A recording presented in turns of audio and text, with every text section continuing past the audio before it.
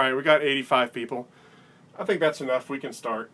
I'm going to run some trains today, and I'm going to answer some questions when I can. The questions are flying by really fast on the screen, so if I don't get to your question, it's nothing personal. We'll talk about the upcoming open house, and then we'll talk about the new Lionel catalog, which is out. I have people asking me, "What are you gonna get? What are you gonna get? What are you gonna get? What are you gonna get?" And then we'll talk about I guess some layout stuff or whatever. But anyway, so first of all, the open houses. They're coming up in October. I've posted to Facebook about them. I've posted on the OGR forum about them, and I'll do some more posting about them. But and I've also posted in the local magazine here, which I usually do. So we've got two open house dates coming up in October, October 16th and October 29th. Right on either side of York. So it's going to be open house, York, open house. So October is going to be a crazy month. And I'm also going to Austin at some point that month. So that's going to be a crazy month. But anyway, the October 16th open house is going to be, that's the full day. That'll be from 11 to 5. And then on the 29th, that's going to be a half day. So it'll be from 10 to 2. And so if you want to come by and see the layout, you can. It's free. There's no charge or anything like that. If you want information on it, you have to check out the Piedmont Pilgrimage website, which is www.piedmontpilgrimage.com. And the Piedmont Pilgrimage is a tour of Atlanta area layouts that's sponsored by the local NMRA chapter here. And every year they do this tour of Atlanta area layouts. So my layout is not the only layout that's having an open house. On the same day, there will be probably 2 or 3 or 4 other layouts having open houses that are in this same general area. So if you come to see mine, you can go see maybe 2 or 3 others the same day. I know that I believe that Bill Dissinger is having his open house the same day as mine on the 16th, I believe. And his layout is a really, really cool layout. That's one that's worth checking out, and he's only about 15 minutes away from me. He's in my local train club, but I've known him for a number of years now, and Bill's layout is really, really cool. In fact, his layout inspired a lot of the stuff that I did. Now his layout is completely different theme-wise. His is an old-time steam and logging layout, so it looks a lot different, but a lot of the core concepts that he used on his layout, I sort of lifted and used on my layout. But you know, that's how things work. And then there's a guy up in North Georgia, but I don't know if he's on the tour or not. His name is Jim McIntosh, and he's got a really cool layout too. But I don't know if he's on the pilgrimage or not, because his house is pretty far up. It's about an hour north of me, up near Blue Ridge. So I don't know if he's going to be on the tour or not. But yeah, his layout is incredible as well. I actually went up to Jim's layout last year or the year before, and I shot a whole bunch of video intending to make a video about his layout, and that video kind of got stuck in editing limbo. So I know Jim's probably wondering where the heck his video is, but it's been stuck in editing hell forever, and I will put it out at some point. It's probably going to be, I've got a new series of videos coming out, which I'll talk about in a second, and it'll probably be episode 4 or 5 of that new series. So, but yeah, Jim McIntosh's layout's really cool. There's a guy named Jim Steed up in Blairsville, and he's got a really, really neat post-war style layout. he's been in the magazines, and he's been in the a few videos and so forth. If you're ever in, but he doesn't really do open houses. He might do some private viewings and stuff. Although I think he's been on the pilgrimage once or twice. I don't know, but you can see you can buy DVDs of his layout. His name's Jim Steed. Jim Steed lives right across town in Blairsville from where the Misty Mountain Railroad used to be, which is a really famous O-gauge railroad. Unfortunately, the Misty Mountain is closed now because the guy who owned it died, and from what I've heard, there's been some problems with the family keeping it open. I hope they reopen it at some point or move it to a museum or something like that, because the Misty Mountain Railroad is really, really cool. Anyway, back to my layout. The open houses are in October, so if you want to come check them out. Again, it's free. You don't have to RSVP. I get emails from people all the time where they say, do I have to register? And you don't have to register. You just have to show up. It's really easy, and it's free. And we serve refreshments. My wife always cooks food, so there's always refreshments. Now, there is, I mentioned a new video series. There's a new video series coming out called Eric's Trains on the Road, and I am filming episode 1 right now. I've actually filmed most of it already, but I'm filming the intro and the end and everything right now, and hopefully it'll be out at some point this month. The purpose of the Eric's Trains on the Road series is to visit other places, other layouts, train shows, or train manufacturers, and that's what's going to happen in episode 1. Episode 1, 2, and 3, at least, are going to cover my visit up to Lionel that I did in June, where I got to go up there and shoot all sorts of video at the Lionel headquarters in Concord. So. Episode 1 is in production, and hopefully it'll be done at some point this month. I'm trying to get it out as quickly as possible because it actually has to do with some stuff that's in the catalog right now. So it's very time sensitive that I get episode 1 finished before some of this stuff actually comes out. So hopefully that'll be out soon. I am, because I shot the video at Lionel, before I put the video out, I'm going to actually send it to the guys at Lionel just so they can proof it, because I don't want to give anything away that they don't want given away. Especially, there might be times where I'm shooting something and maybe in the background there's something they don't want you to see, which is completely understandable. So I got to send it to them so they can proof it and make sure everything's good. And then once they're okay with it, then I'll publish it. So, like I said, that'll probably be later this month or maybe early October. I'm trying to get it out as soon as possible. I shot a lot of video for it last night and the night before, and so it's getting there. Most of the work I have to do now is mainly editing, and that's the tough part, because it's not normal editing. It's editing where I'm editing stuff that I shot a couple months ago, and I'm having to do overdubs and intersplice, stuff, and it's complicated. So it's taken some time, but it'll be worth it, I think, and it'll give you some. Assuming that I get it out and that Lionel's okay with it, it's going to give you some sneak peeks into some of the stuff that they're producing immediately. Some stuff that's coming out very soon, so that'll be kind of fun to see. But anyway. Let's talk about the new Lionel catalog. A lot of people have been asking me about it. I don't have the paper version yet.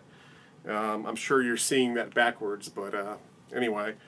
I don't have the paper version yet. I always like to get the paper version before I really fully decide what I'm going to order. And I don't know what it is about it, but I just like having a paper catalog. There's something kind of intoxicating about the smell of a new catalog, and leafing through the pages, and kind of earmarking the things that I want to order, and it really it's really a different experience than viewing it online. Obviously, I always view them online because they're out first, but I do want to get one of the paper ones. I meant to get one last week at Legacy Station, and I just forgot. So I'm going to wait for mine to come in the mail, which it'll probably be here sometime soon. But anyway, I believe the deadline for the orders is October 29th. And so I don't ever put my order in quickly. I usually ponder on my order for as long as possible. So probably I'll be calling Legacy Station in late October, putting in my order, because I like to think about it and mull it over and just make sure I'm getting what I want to get. One of the big reasons I've learned to do that, especially with Lionel, is because with Lionel, when MTH puts out a catalog, let me use MTH as an example, or Atlas. When they put out a catalog and they put an engine in a catalog, you can be fairly certain that is a realistic model of it. So it's a model of a real engine. So, for example, if they put out a model of I don't know, Union Pacific 732. I don't know what that is, but you can be pretty certain that there is a Union Pacific 732 in existence somewhere, or there was at some point. With Lionel, you never know. Most of the time, yes, but a lot of times they will do sort of fantasy paint schemes, which is fine. There's nothing wrong with that. I don't mind, but a lot of times I'll see an engine and I'll be like, oh, that's a nice engine, I want to order that. And then I'll order it, and then I realize after the fact, oh, you know what? They just made that up. Like there was no UP 732 in that was painted gray. I mean, so they'll take a lot of liberties, and so you have to be careful if you're trying to model a prototype. You have to be careful. I really don't care myself. I don't get upset about it. I buy things because I like the way they look and I like the way they run. But the problem is that if I do a review on that item, I will never hear the end of it from people. They'll be messaging me from now until the day I die, telling me that is not a real engine. For example, let me give you a perfect example. Hang on a second.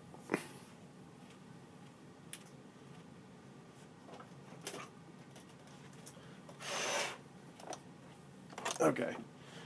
So this is a perfect example. This is a Lionel Southern U30C that they put out a few years back. I like this engine. It looks great. It sounds great. It's fun to run. The problem is that the Southern never had an engine like this. I think the ones they had were high-nosed, or something to that effect. They looked different. They didn't look exactly like this. And so for that reason, I have never done a review on this engine because, and I've never really shown this engine, when I do videos and stuff, because I will never hear the end of it.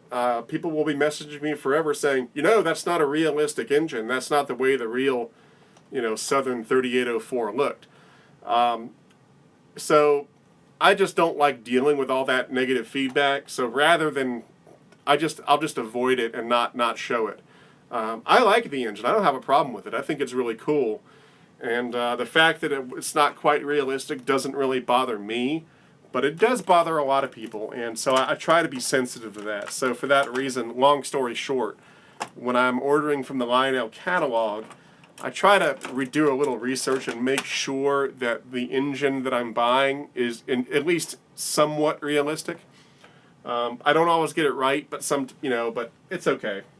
Anyway, long story, back to the catalog.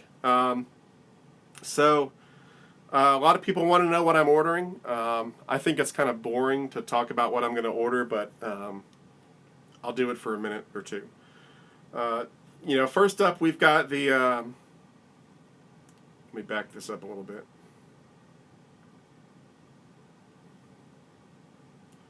We've got the K4s. I will order one of those. Again, I need to look up the road numbers and see which one is the most proper to order. Then we've got the Moguls. I am not going to order a Mogul, most likely, because it doesn't have whistle steam, and I've really gotten addicted to the whistle steam. And if an engine doesn't have it, it's a good price for a steam engine. It's $699, which I think they took that into account. It doesn't have the whistle steam, so they're not going to charge $1,000 for it. So the price is good. I don't have a problem with the price. It's just that, these days I kind of like that whistle steam, and so I probably will not order the Mogul, even though they look really nice. Now I say I won't, but sometimes I break down and I do anyway. So then we've got the Heisler. I've already got a Heisler. It just came in last week, so I am not going to order the Heisler set. I am going to order some of the new rolling stock they put out to go with the Heisler. They put out a little flat car with stakes, and they got a little box car, and they got a little caboose. They're adorable, and I'm going to order some of those because those are really cool. I'll show you. This is what I'm talking about. These little cars right here. Those things are adorable. So I'm going to get some of those. I already have some of the disconnects that go with the Heisler, some of these log cars, and I'll show you those. I'll show you those at some point.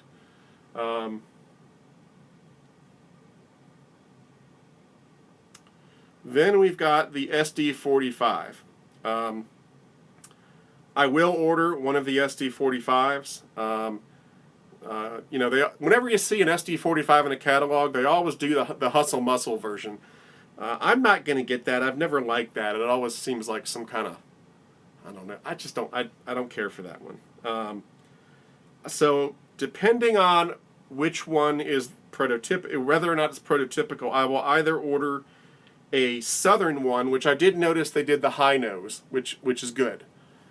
Southern, the Southern Railroad, just a little factoid, the Southern Railroad was obsessed with safety. They were one of the most safe railroads in America. They really wanted to protect their crews and their engineers. And so they always ordered the high-nosed engines when they could, because they were safer, because there was more protection. And they also a lot of times would run their diesel engines backwards, so that the engineers and the firemen were back here instead of up front, so that in the case of a collision, they would be protected. So if you ever see a Southern engine where they're running it backwards, or you ever wonder why the Southern engines have high noses instead of low noses, a lot of that had to do with safety and protecting their crews. So I will either order the Southern or the Union Pacific. It's been a while since I got a small UP diesel, so I like that. Then we've got the SD70s. I've got about 1 million SD70s in my collection, so the only one I'm thinking of ordering is, of course, anyone who knows me knows that I can't resist the Montana Rail Link SD70. So I will probably order one or both of those because I love Montana Rail Link. It's not that I've ever been to Montana or that I really know much about the Montana Rail Link Railroad itself. It's just that I like the logo, I like the color scheme, and I like the fact that it's just a cool it's a cool little railroad that's out there in Montana, and I've always liked the name and the logo and the colors, and that's why I sort of collect Montana Rail Link stuff. I'm not moving to Montana. I don't have any specific affiliate. I would like to go out there at some point because I've seen the scenery out there and it's great. But then we've got the new NW2s, and these are really cool. And I'm going to be ordering the black Union Pacific because I think that's really cool looking. And it's a good price point. It's $4.99, and I think it has a smoke unit, if I'm not mistaken, which would be really cool. Oftentimes, when you get when they put out switchers like an NW2 or an SW or whatever, or an MP15, they never have smoke units because they're so small. And I think they're putting a smoke unit in these. If I'm not, correct me, but I think they're putting those in there. So I'm going to order the UP SW2. I think that's really cool. Then we've got the Lion Scale stuff, And this is one of the things I'm going to show in that upcoming On the Road video. You can see some of the stuff here that's going to be in the video, the assembly line that they're building out there. And that's going to be really cool. I am going to order some of the Lion scale boxcars and hoppers because I loved them when Weaver made them, and I want to support that and get them now that Lionel is making them. And in the On the Road video, you're going to see how they put the graphics on those cars. Because if you've ever wondered how they if you've ever wondered how they get these graphics on the cars, it's a pretty neat process. And I visited, when I was up there at Lionel, I visited the art department, and I got to see how they, in the computer, how they lay the art on the car, and then you get to see the printer, how they print them. I mean, it's really cool. So definitely going to get some of those. There's the logging cars that I showed you earlier, and I am going to order some of those. They've got a little barrel car too, which I think is cute.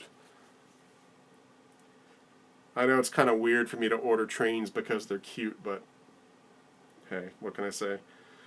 I'm not going to order the metal cars. I've already got one of those. And then I'm going to skip ahead because I'm not going to order most of this rolling stock until we get to, because most of this stuff I've already got plenty of.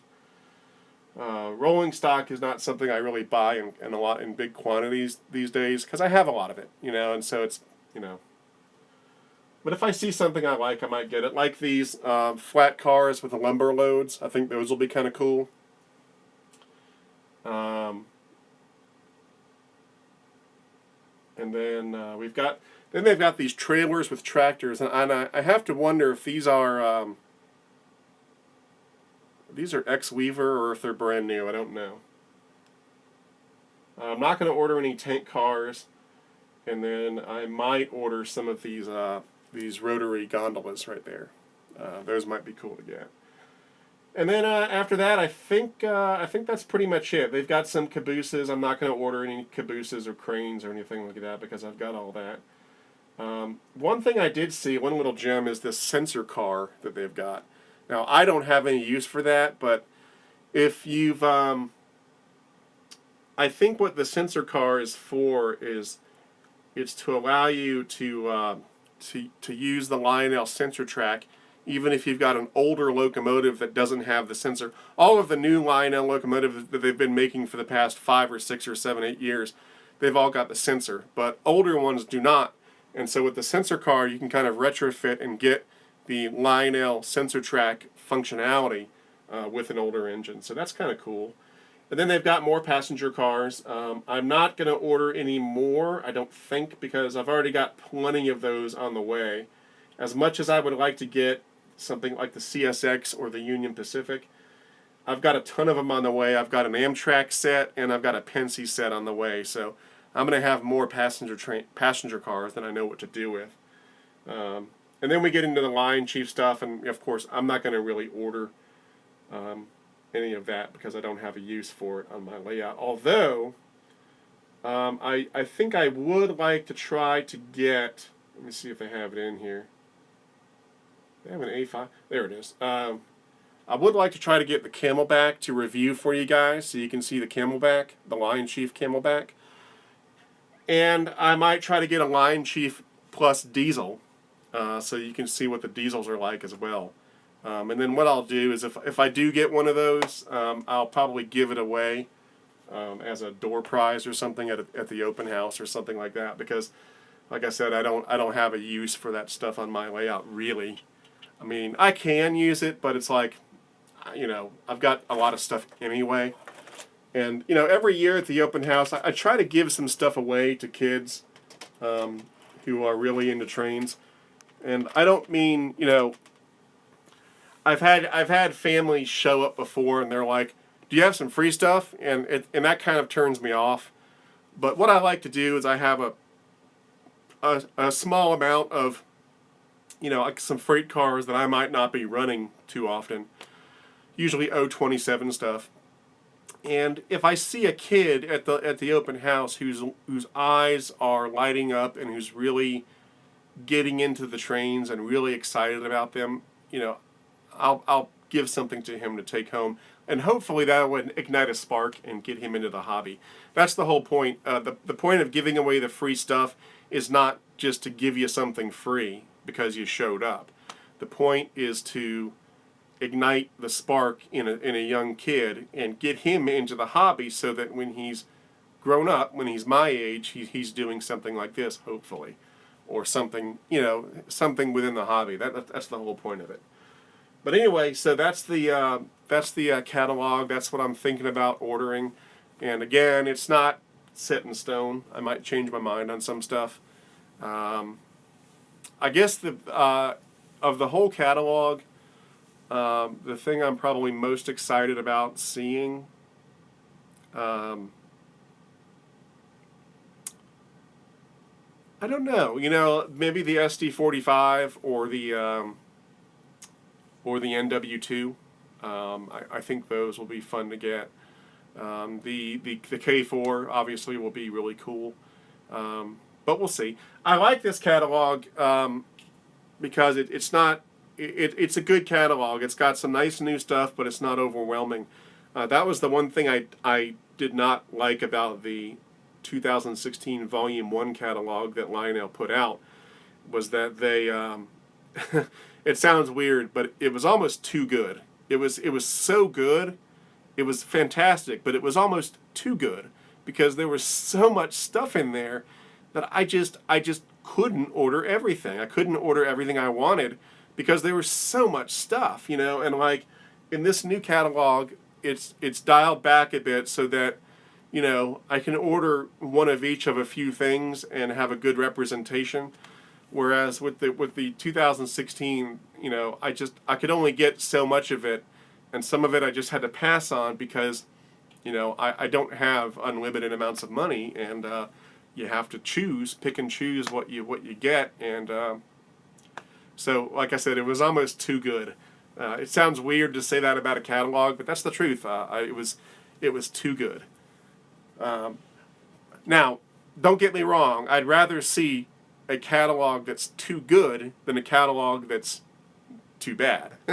So I'll take it.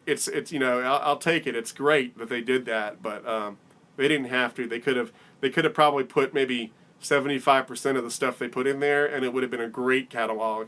But they put all that stuff in there, and then it was kind of like overkill. It was like, wow. There's so, what do I order? There's so much stuff. But anyway, so that's it for the catalog. Now I lost my train of thought, so I got to think of what to do. So in the last live stream that I deleted because the quality was so bad, I showed you how to put passengers in a passenger car. And I had a lot of fun doing that, and I wish the quality had been great because that would have taken a video off my to-do list right off the bat, and I couldn't, the quality sucked, and so I had to delete the whole thing, and so now I'm gonna make a video, a non-live video on how to add the passengers to the cars, because it's a fun thing to do. I really like doing it. At the end of the day, like on a weekday, where I've been working all day and I come down to the layout room, I don't necessarily have the energy to, start a big project, start cutting holes in the layout or building buildings or something like that.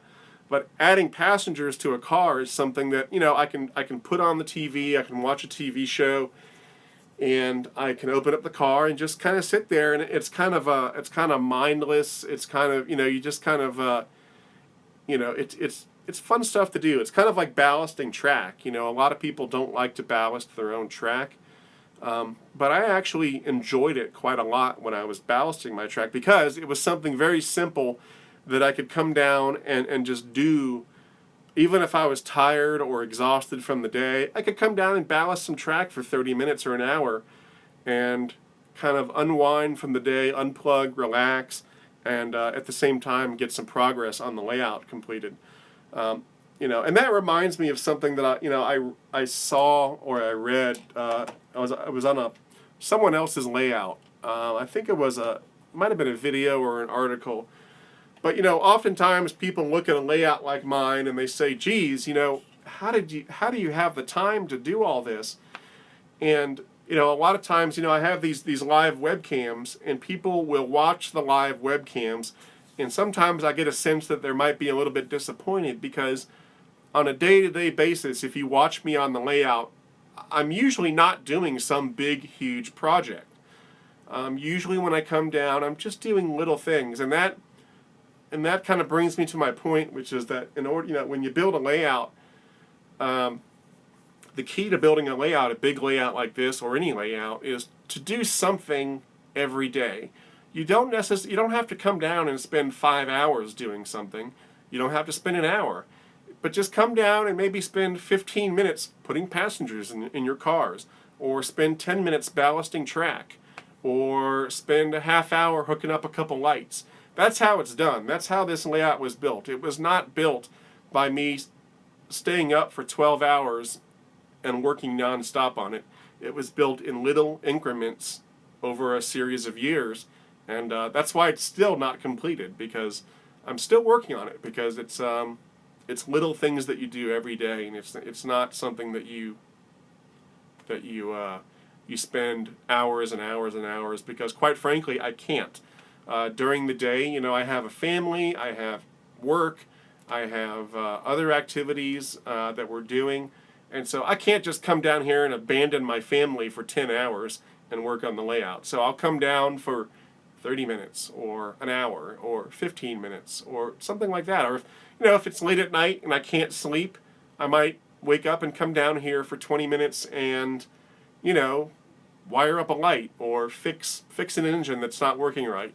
Just anything to keep you going. That's the key to getting a layout done. A lot of people, sometimes they'll start a layout and then they don't finish it because they stop doing things, and it becomes habit forming. But if you just do a little bit every day, just anything, you could make a tree, put a figure on the layout, put a little grass down, anything to give you forward progress on the layout. And it's a lot of fun, and it's a great way to unwind and unplug at the end of the day. So anyway, I talked about the open houses, I talked about the catalog. We're going to run some trains in just a few minutes because I've just about run out of stuff to say. I will try to answer a few questions. And again, I'm not going to answer the question, what's your favorite train? Because I don't have a favorite train.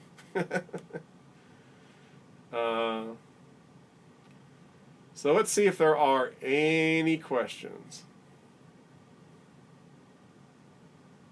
Someone's asking if I have any plans for an outside layout. I don't.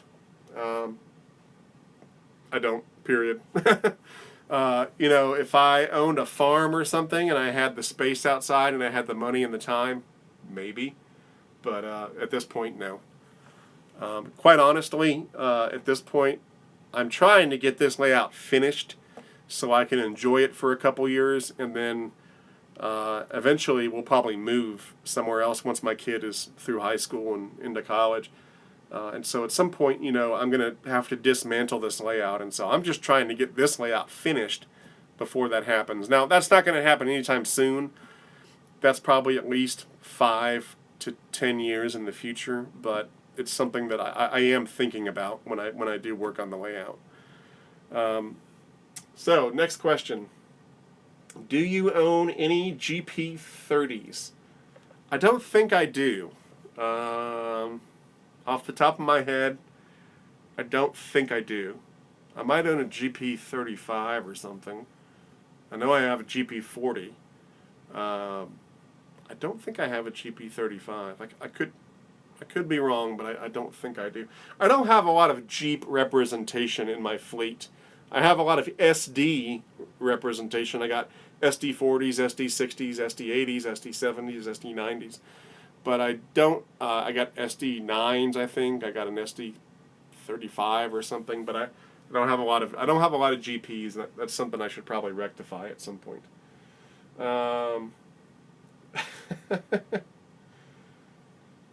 Jennifer Corman wants. She's got the. That's another top question I get. MTH or Lionel? What do you like better, MTH or Lionel? I don't like either of them better. I like them both the same for different reasons. Um, you know, it's not a black and white thing. It's not like there's one company that makes the best. Period. Every company does something good on their own. You know, it's kind of like buying an automobile or something. You know, I mean.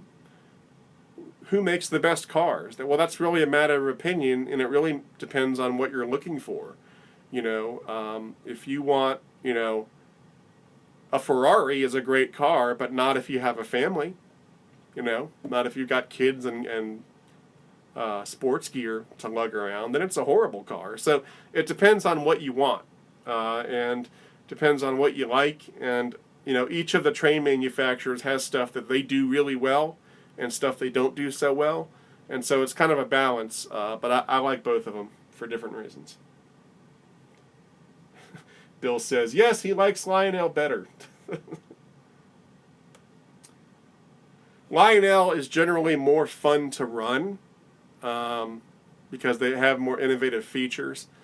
But MTH is typically, I find, more dependable and of better build quality. And they're more accurately detailed. So it's kind of, you know, like I said, it's kind of a yin and yang. There's really no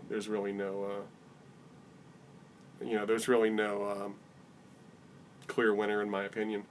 And they both push each other. You know, if it wasn't for MTH, we wouldn't have, you know, the Lionel trains we have today, and if it wasn't for Lionel, we wouldn't have the MTH trains we have today. So it's you know, you need both of them, and I like buying both. I probably buy more Lionel engines than I do MTH, but that's simply because I already have a lot of MTH engines in my fleet, and so, you know, there's more unexplored territory with Lionel than with MTH. So, anyway.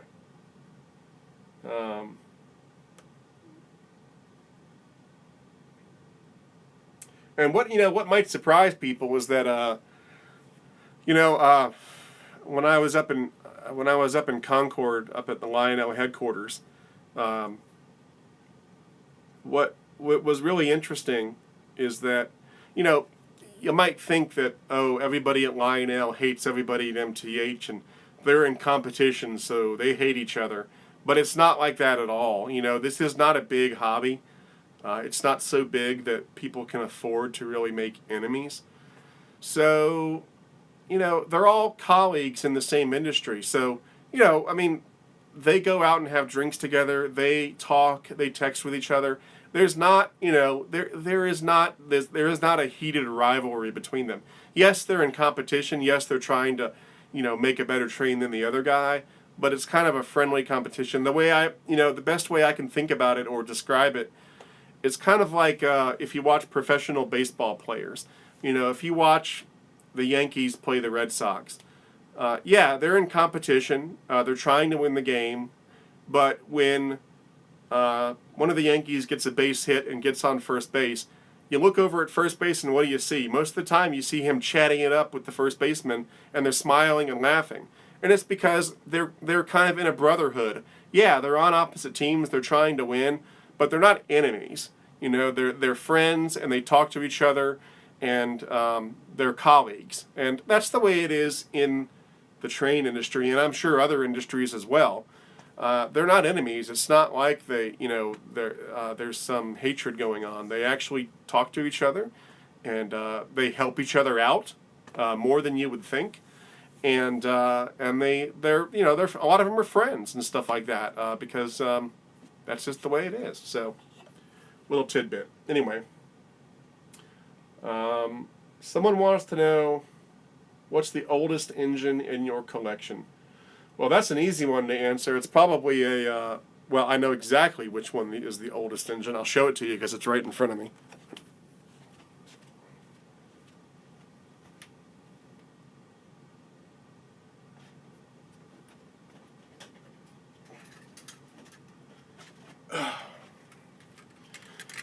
This is the oldest engine in my collection. This is a pre-war O-gauge engine, circa early 1930s, I think, or late 1920s.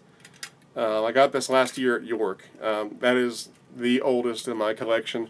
After that, I've got some post-war stuff that I inherited from my dad, and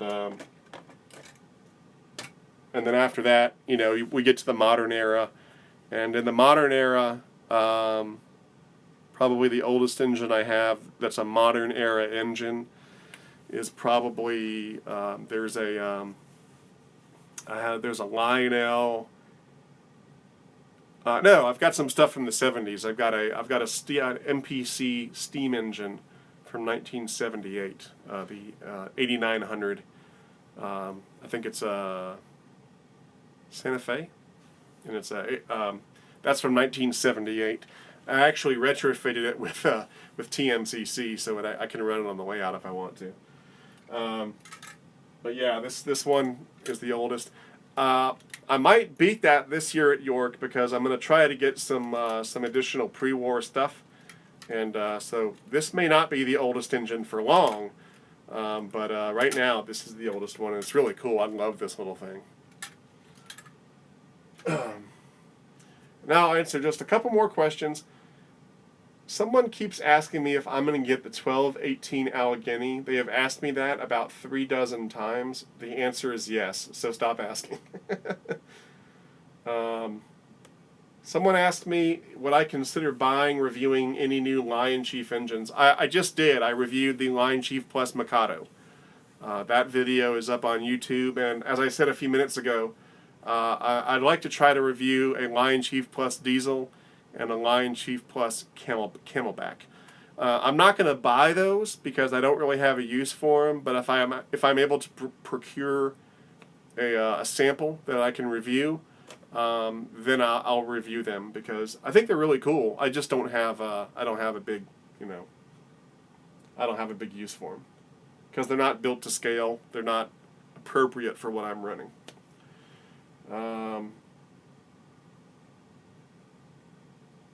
I'll do 2 more questions.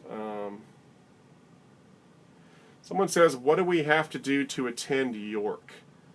Actually, you don't have to do anything this year.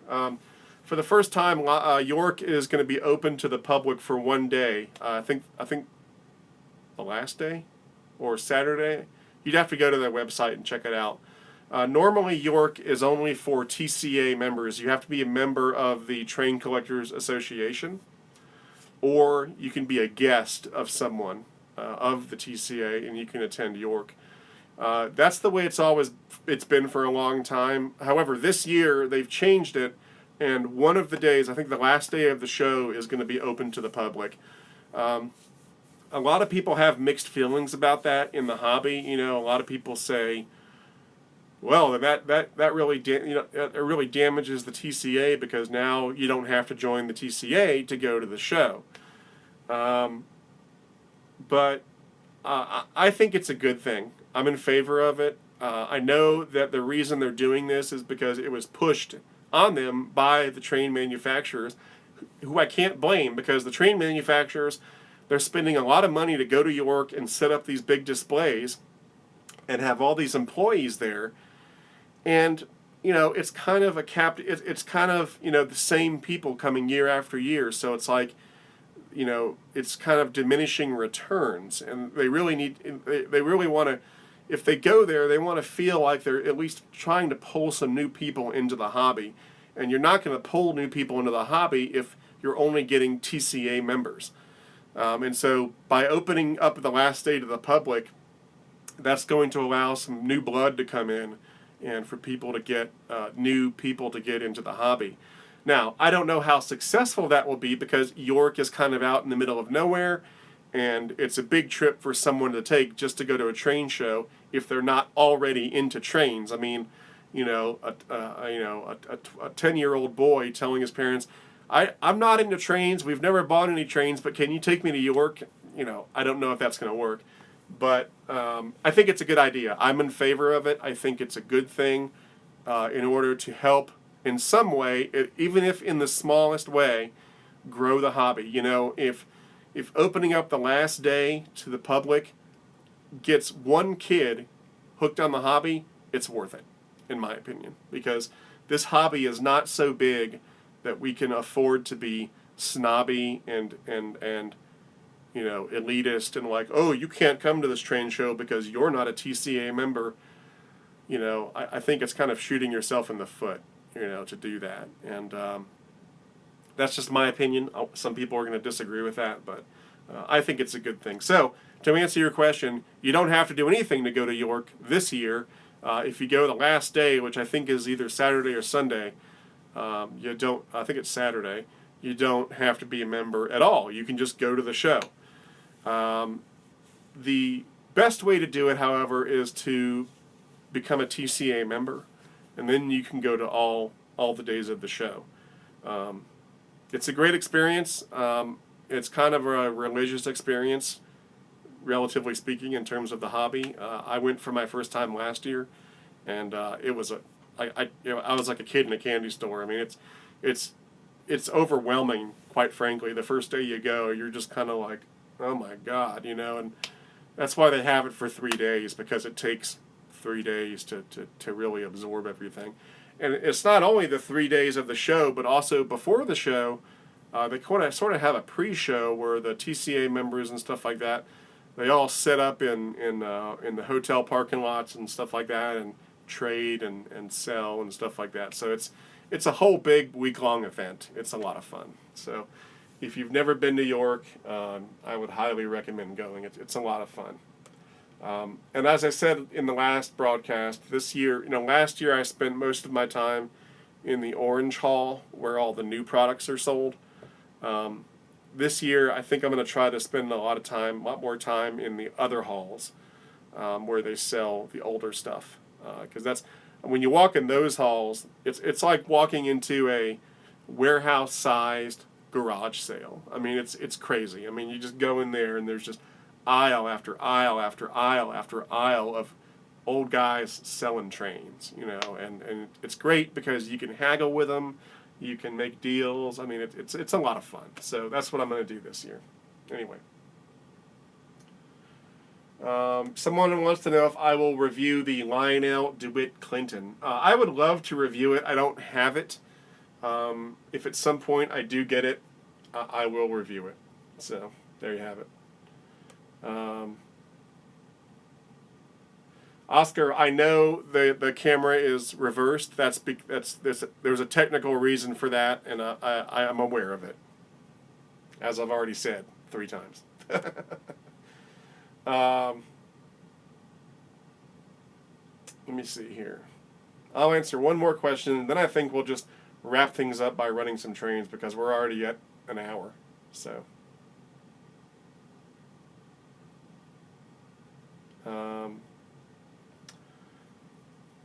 Airline Pilot 29 says he's always wondered if I could do videos comparing Lionel and MTH or whoever. Well, people have asked me to do that, and I've thought about doing it, but I don't think it's really a fair thing to do because, you know, because they're not the same. You know, sometimes it's kind of like comparing apples and oranges. And like I said, I don't think there's a, you know, like, you know, years ago, Lionel put out the Vision Line GE Hybrid. And then a few years back, MTH put out their own GE Hybrid. And people asked me if I would compare them. And I thought about doing that, but then I decided not to. And the reason is because they're not the same. Even though they're a model of the exact same engine, they're not the same. The GE Evolution Hybrid from Lionel was a $1,000 diesel. The MTH GE Hybrid was a $450 diesel.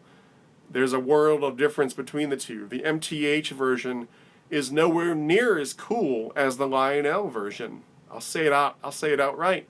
But it shouldn't be because it's half the price. So, you know, it's really, you know, it's kind of like comparing, you know, it's it's kind of apples and oranges, really, even though it's a model of the same engine, because they're different goals in mind. MTH is trying to give you the most value for your money. And for the money, I would say the MTH is the better locomotive, because for $450, it's a fantastic locomotive. But with the Lionel, you're paying $1,000, you're getting $1,000 worth of locomotive. It's got so many cool features. It's all die-cast metal. So the Lionel is by far a better and cooler engine than the MTH GE hybrid.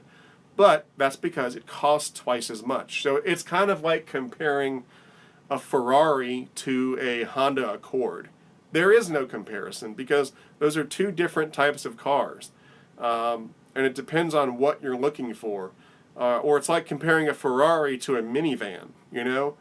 It depends on what you're looking for. If I've got 6 kids, I don't want a Ferrari. I want the minivan. If I'm single or having a midlife crisis, then I want the Ferrari. So they're two different things, and that's why I really try not to do that. And the other reason I try not to do that is because I don't want to make it like it's a black and white thing where, oh, Lionel is better than MTH, or oh, MTH is better than Lionel. They're not. They both have qualities in their favor that make them good products. They're both really good products. They just have different qualities. So it's kind of like comparing two children, you know, two of your kids. You know, well, which one is better? Well, they each have qualities in their favor, you know. So that's why I tend not to do that. Anyway, I'm getting really long-winded with these answers. So anyway, let me see. Well, I don't see any more recent questions, so I think I'm going to run some trains. So how about that? So we're going to wrap things up by running some trains. I hope this wasn't too boring. I'm not sure how exciting it is watching me talk for an hour, but anyway. Someone wants to know if I'm going to get the MTH Halloween Imperial Diesel. That's really cool. It's a really neat engine, but I'm not going to get it just because I got to pick and choose what I buy, and you know, it's not something that I really don't make a big deal out of Halloween on the layout. When Halloween comes around, I'm upstairs answering the door, giving out candy. So anyway, we're going to run some trains now. Some of these are going to be the same ones I ran in the aborted live episode last week that nobody saw. So let me turn the camera around here. So on the top level, I'm going to be running the Empire State Express set, and the reason I'm running it, quite frankly, is it's just a matter of convenience. I'm wrapping up a review on the Lionel Station Sounds car, which is right over there, and I just finished filming the review, and so the set is on the layout because I was filming it in action last night. So we're going to run the Empire State Express, the Lionel Empire State Express on the top level. On the bottom level, we're going to be running the main train, which is headed up by 2 Lionel Conrail SD40s and 1 Southern GP. Is that a GP35? Maybe I was wrong about the GPs. Let me see what it is. I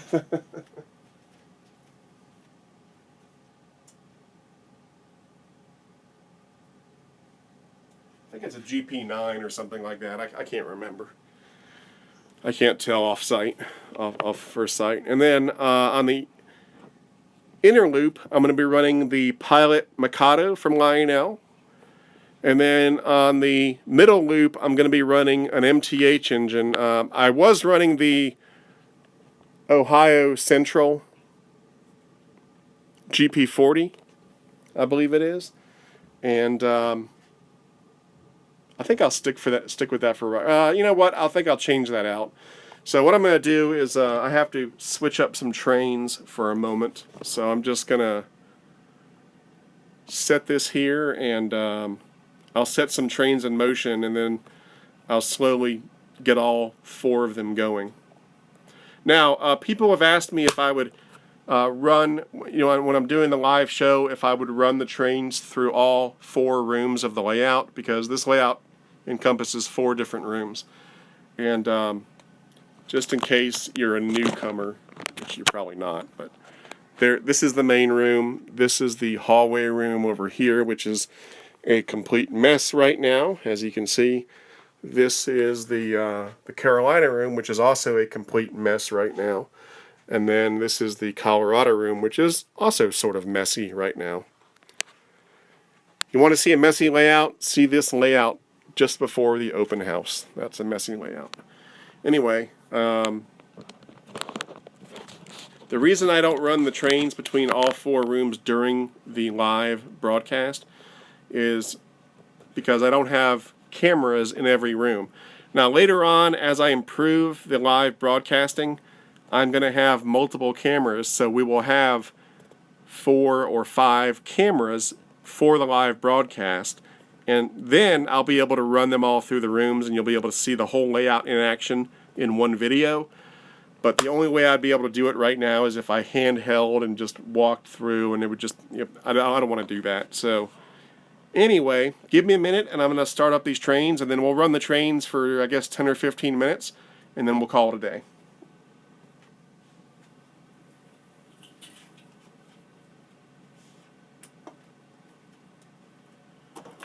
I'm not going to run this one.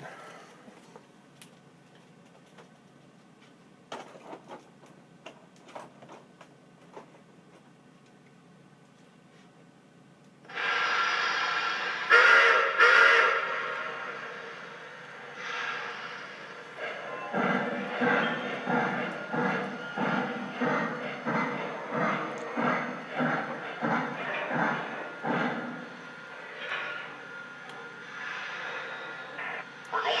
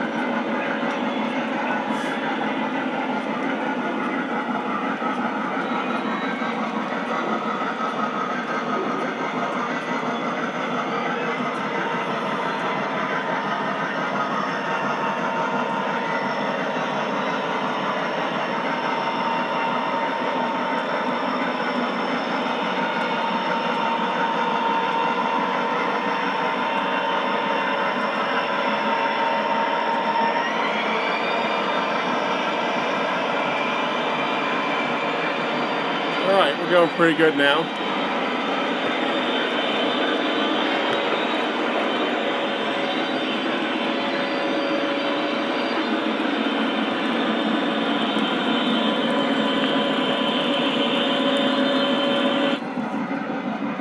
Oh, something just broke. Figures.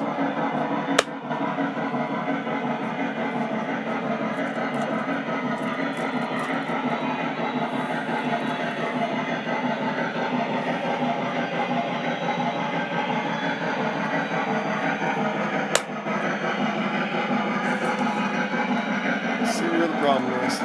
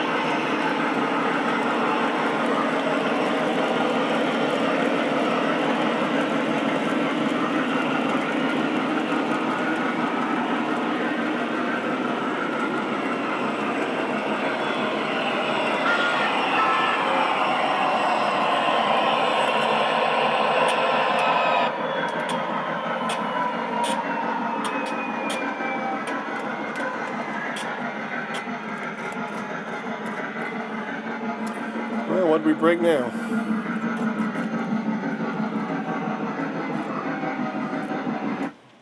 Oops. This is the hard part about running trains live.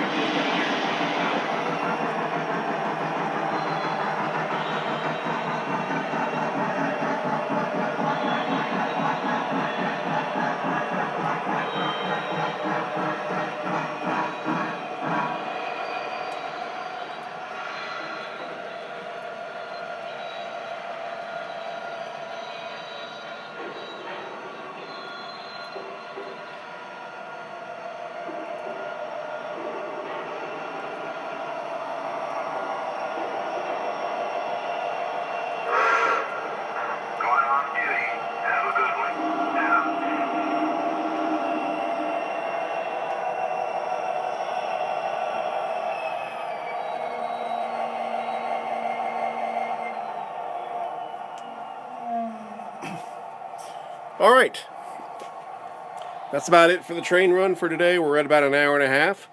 So I'm going to move the camera over here.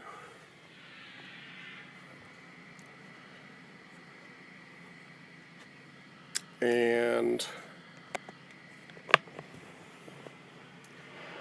put it like that. So we are done for this live broadcast. I think we had a pretty good show, and I'll do another live broadcast next weekend, assuming I have time. I'll have to check the schedule, but I will post the schedule up on my Facebook page or on YouTube, and also on the OGR forum. So anyway, that's it for now. I'm Eric Siegel, and I'll see you next time. Hope you enjoyed the show.